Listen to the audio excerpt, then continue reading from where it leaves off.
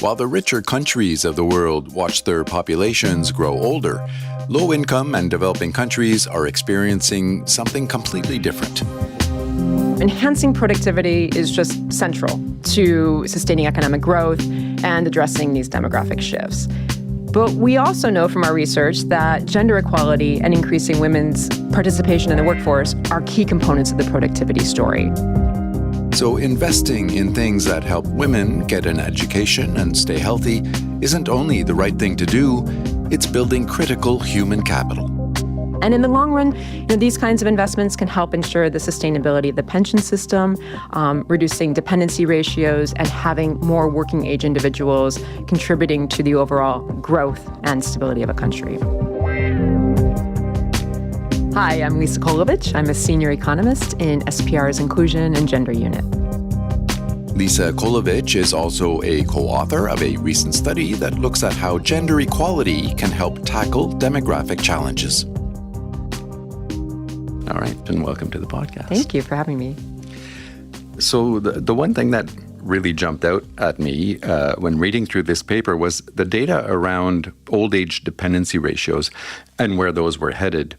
And I think this is a good place to start, given how it pretty much sets the groundwork for this research. So first, maybe explain what old age dependency ratios are and what the concern is about the current trends. Great. Thanks, Bruce. So yeah, old age dependency ratios, put very simply, it's just the proportion of the elderly population, so people 65 and older, compared to the working age population, so those ages 15 to 64.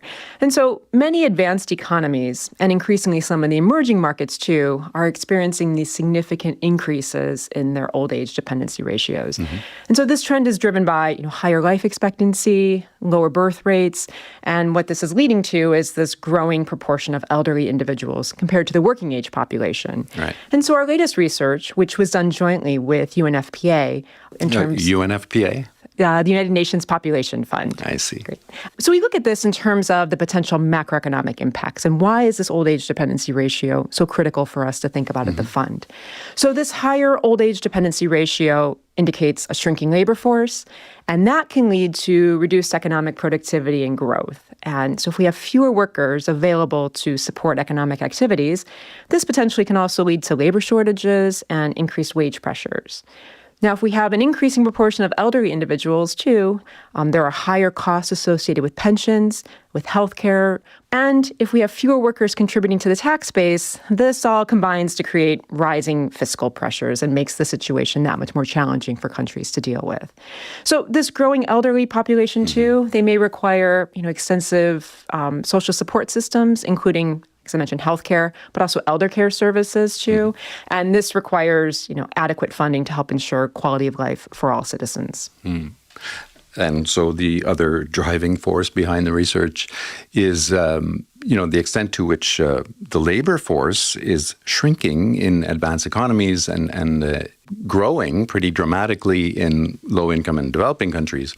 So how can these two fairly problematic scenarios offset each other, in terms of the global economy? Yeah. So as I mentioned, many of the advanced economies and emerging markets are experiencing shrinking labor forces and this increasing old age dependency ratio. But in contrast, what we see in low-income and developing countries is that there are large numbers of young entrants into the labor market. And so this, in low-income and developing countries, presents an opportunity to harness something we call the demographic dividend. Right. Now, these implications of this shrinking labor force in advanced economies and emerging markets, over the past 60 years or so, this old age dependency ratio in these countries, it's more than doubled in advanced economies. Wow. And now stands right now at above 30%. But our projections are showing that by 2090, this ratio could reach 100%. So Wow. just huge challenges in these countries. Now, this puts increased pressure on economic output, sustainability of pension systems, and the effectiveness of monetary policy. But on the other hand, in low-income and developing countries, what we see is this declining young age dependency ratio, but there's still substantial population growth. Right. So this trend presents opportunities for economic growth, but only if we have the right policies in place to help support education, health, and job creation. So you asked, how can these two scenarios potentially offset each other? And so this was the focus of our research. Now, we can think about scenarios where migration might play a role, but that's often difficult for countries themselves to control. So what we looked at was, what can countries do domestically to help support these trends? And what we know is there's a very large untapped pool of resources in many, many countries, and that's women.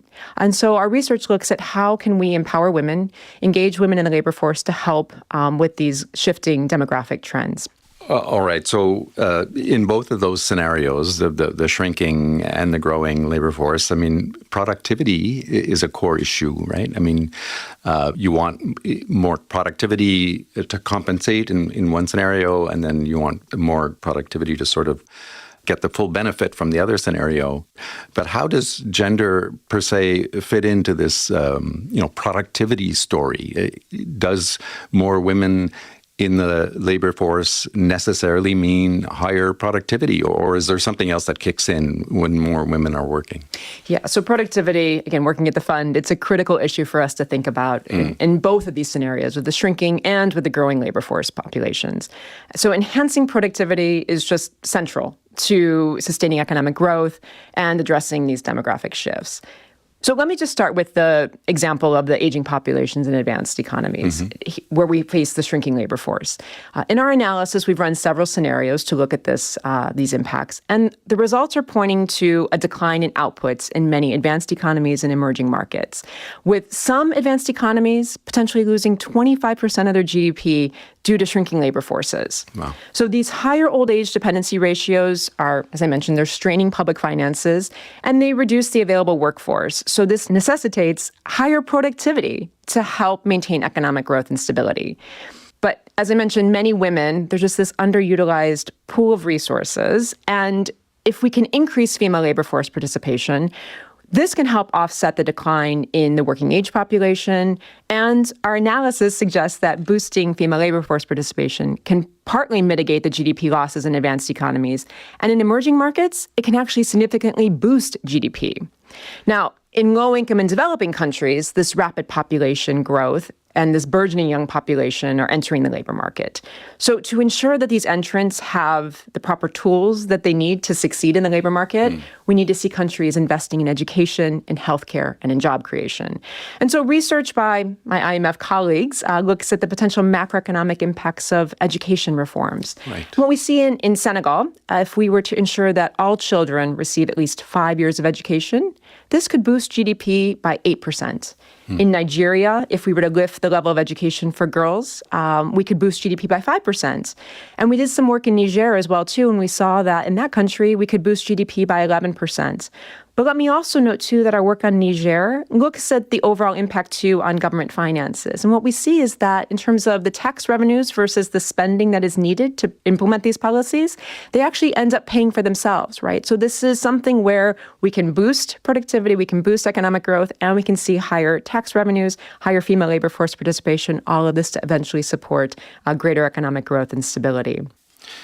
All right, so driving these demographic trends is fertility rates, which is another focus of this research, and how fertility rates tend to drop when women gain access to higher education. What have you learned in those terms? So we looked at this from both sides. We looked at this in low-income and developing countries, and also, too, in advanced and emerging markets. So let me start with the low-income and developing countries first. Right. So our research here looks at how fertility rates, what happens when we increase education. And what we see is that one additional year of female schooling can reduce fertility by 10%, especially when this is associated with secondary education. So again, really large changes from somewhat seemingly minor, changes in female education rates. In advanced economies, on the other hand, what we see is the correlations between income and fertility, that education and fertility, this correlation has turned from negative to positive.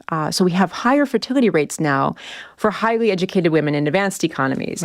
This, again, can help address the issues that we see in advanced economies. So on both sides... The demographic issues. Exactly, the demographic issues. For both sides here, if we invest in education, we can see positive impacts in terms of the key issues and challenges that the countries are facing. And so these demographic trends, I mean, it may be more pronounced this time around, but we have seen there have been other periods where demographic trends have produced huge labor forces. And I'm thinking maybe East Asia in the late 20th century. What can we learn from what happened then? Yeah, for sure. So these are really good case studies for us to think about in terms of how can we take lessons learned and best practices from other countries and apply them to the challenges that we face today. So you mentioned East Asia and India. When we think about those countries, we know that they experienced a period where there was the working age population grew faster than the rest of the population. And they were able to see significant economic benefits. And this is, again, the demographic dividend. So in India, there's research that shows that the demographic transition actually contributed to about 40 to 50% of per capita income growth since 1970. So again, really significant changes here, fueled by a larger workforce supporting fewer dependents. So what are some of the key lessons learned that we can take away from these kinds of examples? One thing I'd stress is that countries can't just rely on demographic shifts to operate in a vacuum and expect great results from there. We know that policies really do play a role. So let me just give a few examples of where we can think about policy interventions to help complement the demographic shifts that the countries are facing. So in low-income and developing countries, ensuring that women and girls have equal opportunities to education, have access to quality health care. This allows them to build human capital and, again, contribute to the overall economic growth and stability, enhancing productivity. We can also think, too, about ways to support fertility choices, reducing income inequality. All of this, again, helps boost GDP growth. Yeah. Policymakers, too, often want to think about how can we address the challenges that women face in terms of unpaid work. So how can we balance the time constraints that they face, but also the resource constraints that families often face? So making decisions regarding education, work, family life. And then there are two other macrocritical policy areas that we think policymakers can look at, and those are child marriage and family planning. And in the paper, we look at how child marriage, this is incredibly high in some countries. In fact, in some countries, the rate of children that are married before the age of 15 is as high as 35%. And research from the IMF shows that there is a significant macroeconomic impact from having high rates of child marriage. We know that girls that are married young, there are severe effects on sexual and reproductive health, their mental well-being, and educational and economic outcomes. In fact, as I mentioned, that research by the IMF, if we were to end child marriage in low-income and developing countries, what we see is that there would be a long-term annual per capita GDP growth impact of 1 percentage point. So this is quite large. Significant. Yes. Yeah. And then if we think about investing in family planning, this can lead to lower fertility rates. It can change the age structure of a population, and it can help create that potential for the demographic dividend. For each dollar spent on meeting the unmet need for contraception, this can yield $120 in long-term economic benefits through lower infant and maternal mortality and increased economic growth. So again, just huge impacts from addressing these needs. All right. So you obviously have put a lot of time and effort. The team has put a lot of time and effort in this research. Where does it go from here? I mean, is the IMF actively working with countries to help them, come up with these gender-efficient policies? Yeah, so across the fund, this is busy times for us in terms of the work that we're doing on gender. In fact, our country teams have looked at gender issues in about a quarter of our membership so far. So more than 50 countries have addressed various gender issues that are macro-critical in each specific country context. Many of the cases have looked at labor force participation, and our country teams are offering policy advice, thinking about what are the drivers of gender gaps in labor force participation, and how can things like legal barriers, access to education, thinking about parental leave, female leadership, how does this play a role in helping boost female labor force participation? We, in our unit, the Inclusion and Gender Unit, the fund, we've been developing toolkits along with other departments across the fund. We have many, many tools, data sources, resources available for our country teams to actually think about how do you identify where macro-critical gender gaps exist, and also, too, how do you quantify the macroeconomic impact of these gender gaps. And then let me also note, too, that in terms of capacity development, our teams are very busy working on supporting our member countries through tailored technical assistance, through capacity development, workshops, trainings, peer learnings. And in fact, in terms of internal capacity development, we've developed a course that helps our economists learn about the macrocritical links between gender and economic growth. And then, too, let me just stress the importance of collaboration, right? This is something where at the fund, we approach this work from the macro angle, but we are not experts on sectoral issues, right? And so this is really where our partnerships with organizations like UNFPA, UN Women, World Bank, ILO, so many others out there that have helped us build this work base, really help us think about how do we better design policies, not just from a macro angle, but from a sectoral and more micro angle. So we can know that education policies can have a role in terms of addressing demographic shifts, but we're not experts in designing education policies. And so we rely on our partners to help us think about how do we better tailor education programs in countries to help support the macroeconomic outcomes that we hope to achieve with our members. Nice. IMF is not expert in all fields. We are not, but again, that's why the importance of collaboration really plays a role here. And so we're very thankful and grateful, I think, to our partners who have helped us build a lot of the more tailored work that we're trying to put forward with our members. All very interesting. Lisa Kolovich is a senior economist in the Strategy, Policy, and Review Department. Thanks so much. Thanks so much, Bruce. Lisa Kolovich is part of the IMF's Inclusion and Gender team. You'll find their latest research on promoting gender equality and tackling demographic challenges at imf.org. And look for more IMF podcasts wherever you listen. You can also follow us on X, what used to be Twitter, at IMF_podcast. I'm Bruce Edwards. Thanks for listening.